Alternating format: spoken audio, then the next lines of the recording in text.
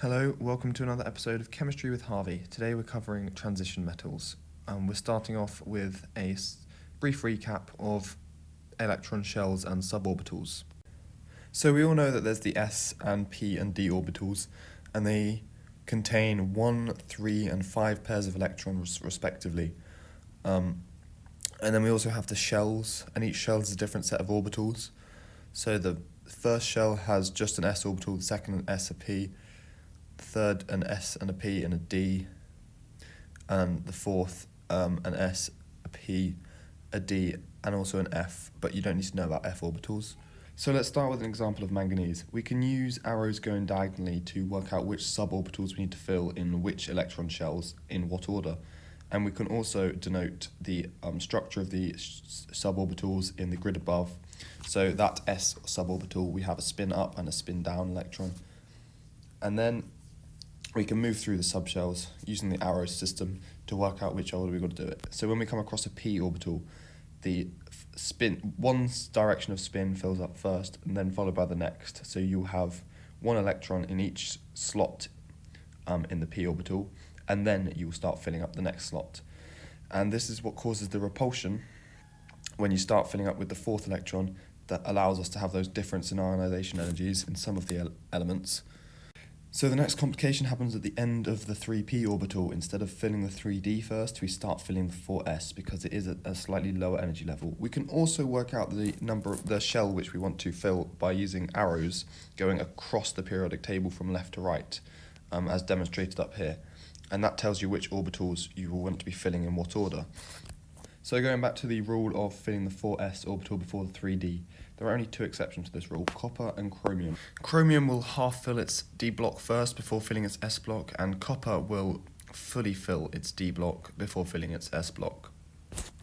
So we can write out the structure of copper by doing 3d10 first and then 4s1.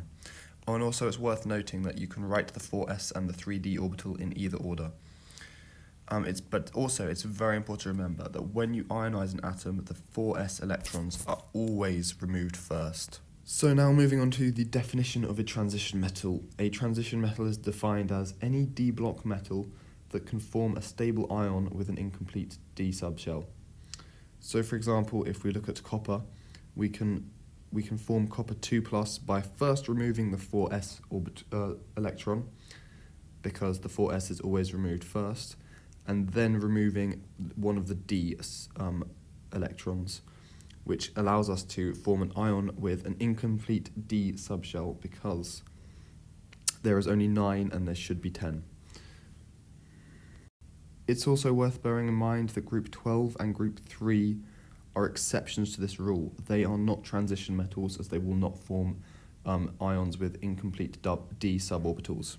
Okay, now we're going to look at the properties of a transition metal. There's only 4 you need to know. They have more than one oxidation state. So if we look at the example of iron, you can get Fe2+ or Fe3+. So the oxidation states are respectively 2 and 3+. They are able to do this because of the small difference between electron energies in the subshells. They also all form colourful salts.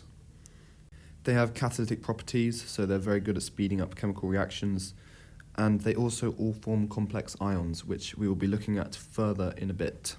So the next section is ligands, and unfortunately there's a lot of definitions in transition metals, so here's another one. A ligand is any atom, ion or molecule which can donate a lone pair of electrons to form a coordinate bond with a transition metal. And a coordinate bond, for you guys that don't remember, is a covalent bond where one atom, ion or molecule donates all of the electrons.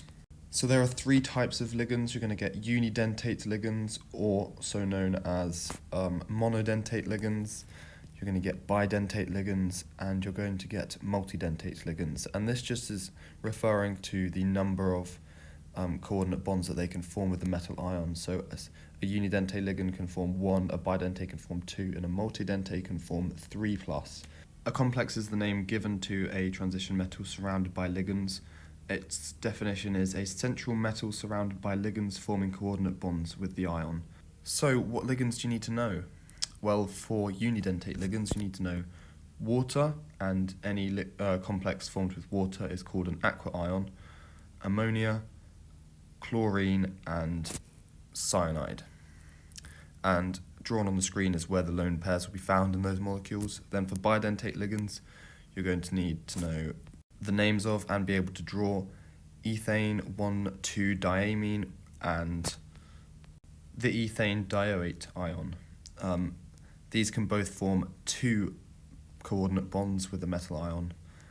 And then there is one multidentate ligand that we need to know, but we don't need to be able to draw the structure of it, just name it. And it's called EDTA4-. And its full name is ethylene diamine tetraacetate, which you also need to know. And the number of ligands that can attach to a metal ion are dependent on the size of the ligands, as larger ligands cannot fit around the central metal ion. And the number of coordinate bonds that a metal ion forms is called its coordinate number. And we're approaching the end of the definitions here. A chelate is a complex ion containing multidentate ligands. We're now going to look at the structures and reactions of complexes. So, due to entropy, metal ions will prefer to form complexes with bidentate or multidentate ligands than unidentate ligands. This is because it increases the total number of atoms or molecules in the system, and therefore there's more disorder.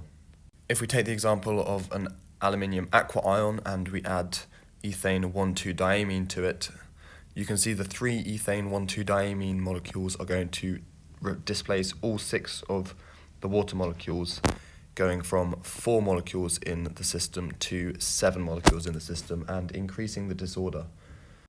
Metallic complexes also form isomerism. This is due to the lack of free rotation around the central metal ion. So if we take another example of an aluminium ion complex, with this time with ammonia and water, we can see that in the square plane, and not looking at the top 2 verticals, we can have cis-trans isomerism. So when the waters are on the same side, i.e. next to each other, that is cis isomerism, and when the waters are opposite each other on the diagonals, that is trans isomerism. This brings us on to the final topic of structure. Metal complexes can form 4 structures that we need to know about. If the coordinate number is 2, they are going to form a linear 180 shape. If it is 4, then they can either form a square planar or a tetrahedral shape. And if it is 6, then they will form an octagonal shape. And the difference between the square planar and the tetrahedral 109 shape is to do with lone pairs and charges on either the central metal ion or the ligands that are bonded to it. For example, if we have a chlorine ligand, they're not going to want to be square planar. They're going to want to form a tetrahedral shape, as the negative charges on the chlorine are going to repel each other. Also, if we have lone pair electrons on the central metal ion, then they are going to repel the ligands around it, forming a square planar structure. Okay, that's the end of this topic. If you have any other suggestions for topics that you want me to cover, please leave a comment. I'm happy to cover physics, maths, or chemistry. And if you want to look at the sheet that I've been using here, there's a link to that in the description as always. Thank you for watching. If you have any questions, also comment down below. Don't forget to like and subscribe. See you next time.